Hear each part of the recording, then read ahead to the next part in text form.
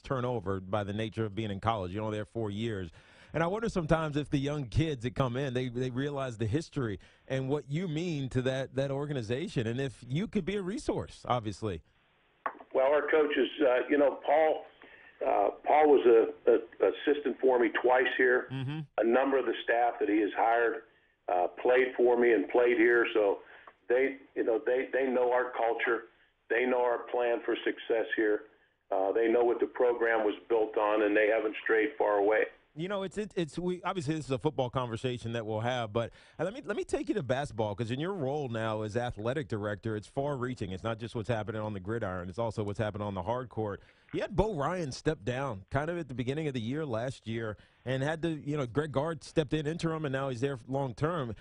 How difficult was that? Because Bo is the legend, man. He'd been in that Wisconsin system, not just at University of Wisconsin, but the entire system forever. It feels like. Right. Well. Greg made it easy. He came in, and it's an awkward situation when the players have to hear a different voice. And the job that he did, because we were struggling at the time he took over, the team was struggling, and I could see them improve as we went along. And we're one turnover away with about 5 seconds left of being in the Elite Eight. So he did an unbelievable job. We have a good nucleus coming back. Just how he handled the media, how he handled our alumni and our boosters. He's been a treat. But he made the decision, no decision for me. Yeah. Yeah, I'll tell you, that team with Decker and Kaminsky, that's one of my all-time favorite college teams. Agreed. Fun to watch, and almost against the Wisconsin grain, where it was more free-flowing and loose, and some more athletes. It's usually pretty. And we've had Coach Ron on the show.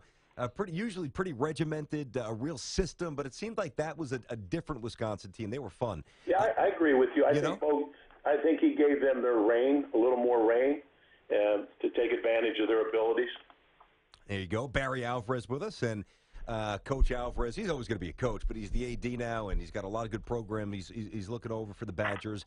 And I know this game, because this is going to go a long way in shaping somebody's season, both positively and potentially negatively. We could talk about Michigan. We had Harbaugh on the show yesterday. We could talk about the Buckeyes. They're loaded again. But this game with Michigan State over the weekend, Coach, this could set up one of the winner, really, and I said this to Tiki a couple hours ago. I mean, the winner of this game is absolutely in play to get to the Final Four and play for a national championship. How do you see this on a very loose interpretation? What do you see this? How is it going to play out? And what are you looking for, Barry? Well, our games with Michigan State over the last since I've been here have all been very similar.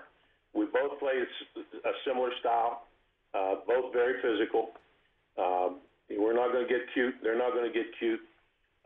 This is big boy football, and it'll be a very physical game. It'll be a hard-fought game, and we've had some good knockdown dragouts with them. But you've got two top 10 teams playing. Yeah. So it's a legitimate big-time game. It's one of the featured games of the week, and rightfully so. Coach, we know that recruiting and conference supremacy is widely cyclical. It's impossible to have any real, true, lasting sustainability just because, like look at Nebraska. I mean, for years, Nebraska was just basically unbeatable. Now, they're trying to find their way. Same with Penn State for a multitude of reasons at Penn State, but we won't go there. I look at the Big Ten now with the marquee coaches, with the SEC. Let's call it for what it is, Barry. The SEC isn't as powerful as it usually is. Is this a chance maybe to get an extra recruit or two or three, not just for your program, but for the entire conference, and maybe get more of that power that I think the SEC had for a while? Well, I think some of our new coaches into the league have really opened up recruiting and been very aggressive in their recruiting, and gone national in recruiting more so than regional. And anytime you win, anytime you get exposure, you look attractive to some of the top recruits.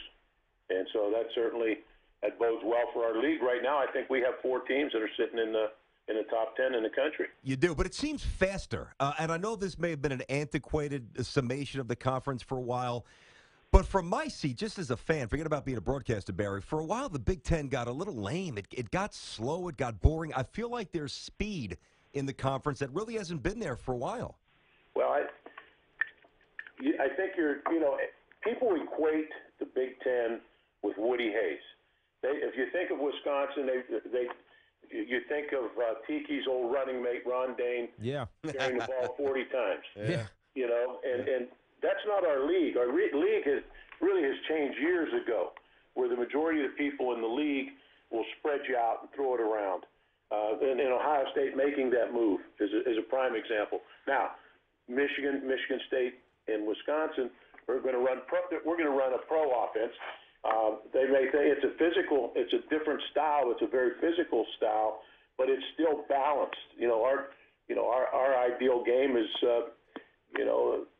50% run, 50% pass in your total yardage. Yeah, no, it's funny. It's funny you mentioned Ron. I talked to him about 3 or 4 weeks ago, and he seems to be doing well. I know he's up there. He's involved with the program in some ways, and you guys have had a stable of running backs that have come through, the latest being Melvin Gordon, who I think is finding his stride in year 2.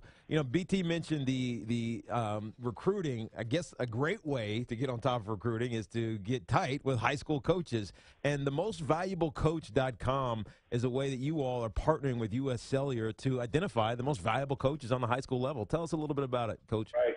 Well, U.S. Cellular came to me, and I've done some other community projects with them, and they wanted to honor a high school coach and make it a national award and open it up for nominees nationwide. And having been influenced by my high school coach and made my career probably because of him and the influence of all my coaches have had on me over the years. And then I started as a high school coach and worked my way up the ladder. And my last high school job, we won a state championship in Mason City, Iowa, and U.S. Cellular helped set up a reunion with that team, and we went back and spent the weekend and watched the kickoff and everything. So it was just a great way to kick it off, and I wanted to support it wholeheartedly, knowing how much high school coaches influence people and are such a big part of the community. That's awesome. That's awesome. Coach, we're going to let you go. And just to reiterate, I can't believe I've never had a chance to speak with you before. Need to get out to Camp Randall. I've always really had